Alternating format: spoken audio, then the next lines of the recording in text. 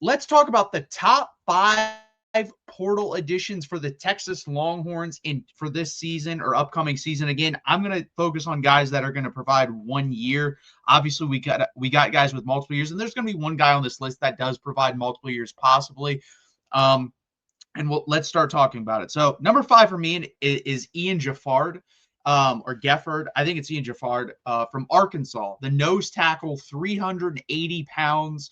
And he fits right into this Will Muschamp scheme, which is going to be a lot of 3-3 style defense, 3-3 mint style defense. So, and you need a big guy to plug up the middle to let your linebackers flow downhill. I think this is this guy. And on top of that, guys, you're getting a guy that's a known get.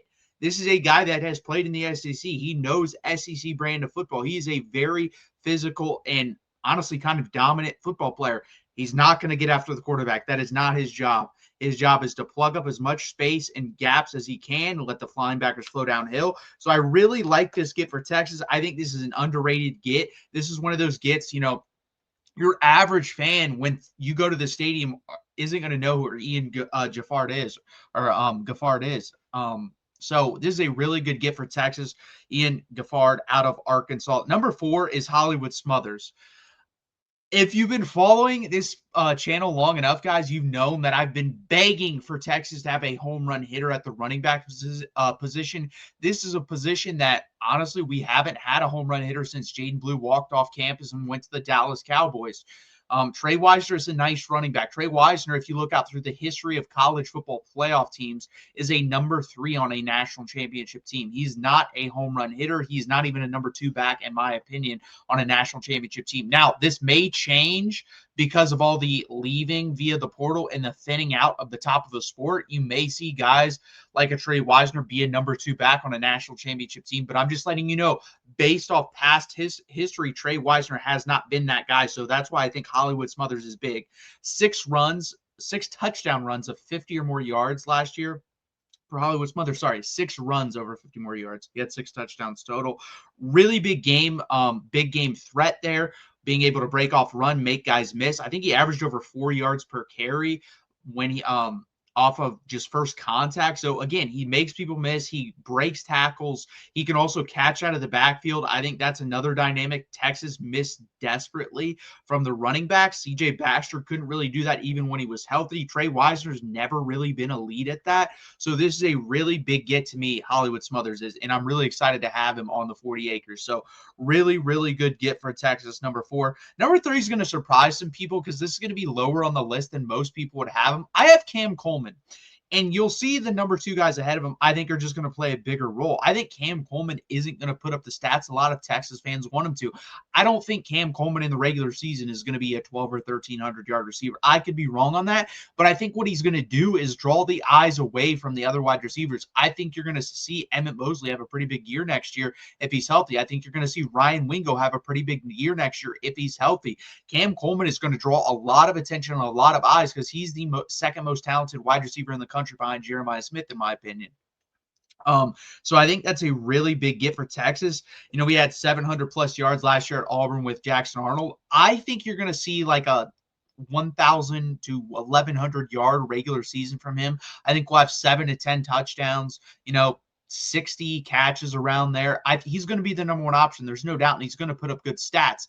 I just don't think he's going to put up these generational stats that a lot of Texas fans think he's going to. I think it's going to be a lot of eyes drawn towards him to help the other guys, and I think it also opens up space underneath. When he's running these vertical routes, guys, there's going to be a lot of horizontal routes open.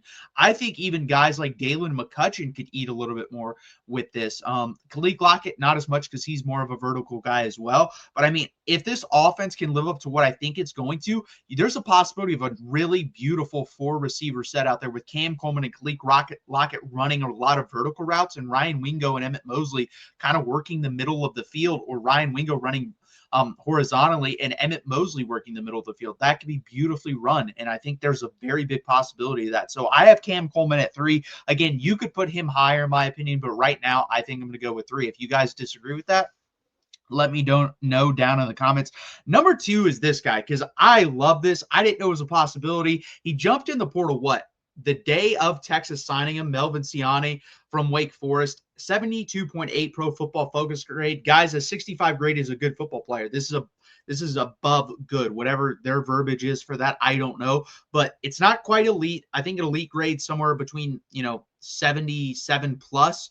But it's a really good football player, and he's an elite pass blocker. He's got an 80.1 or something like that pass blocking grade from PFF. He's a very good football player. He's a versatile football player.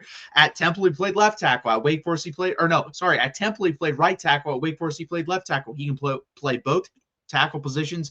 And honestly, that's a big deal because we just saw Trevor Goosby have to get shoulder surgery. If he's not 100% healthy next year, it's nice to have someone like Melvin Siani that can play right tackle if he is healthy, and left tackle if he's not, and Brandon Baker can stay at right tackle. So another thing about this guy, this is the one guy on the list that has multiple years.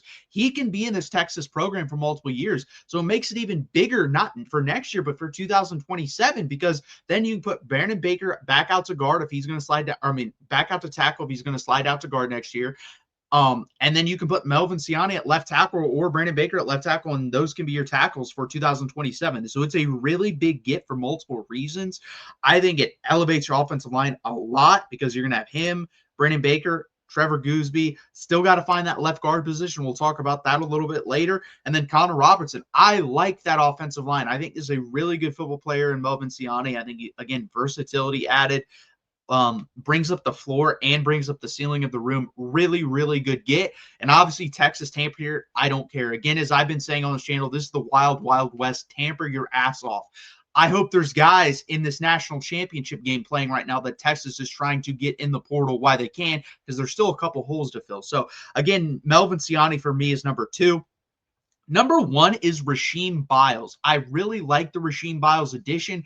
I think this is someone we desperately needed. I think this is a guy that honestly is probably a better overall linebacker in this system than even Anthony Hill was last year for Texas. I think this is a guy that can play the run very well. He's physical, even though he's only 6'1", about 230 pounds.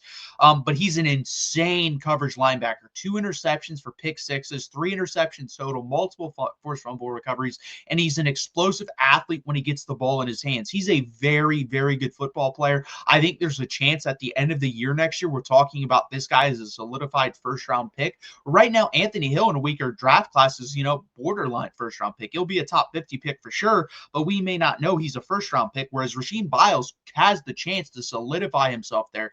Go watch his high school tape, guys. He was a safety and played wide receiver. That's why the ball skills are so good. He's a phenomenal athlete. I really, really like what I think he can do in this Will Muschamp scheme.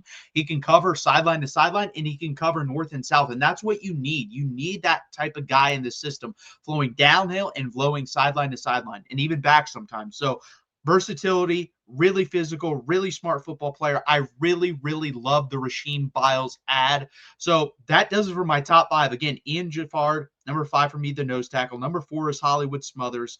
Number 3 is Cam Coleman, a little bit lower on the list than people would probably think. Melvin Siani is number 2 for me, and number 1 is Rasheem Biles. So that is my top 5 portal additions for the Texas Longhorns going into next year. One of those guys will also affect 2027 most likely in Melvin Siani. So again, guys, please hit that like button. Please subscribe down below, and let me know your top 5 portal additions. Maybe you want to add a couple in there, like a Bo Masco or a Raleek Brown is more your flavor at the running back position. But again, guys, please hit that like button. Please subscribe. I really appreciate it.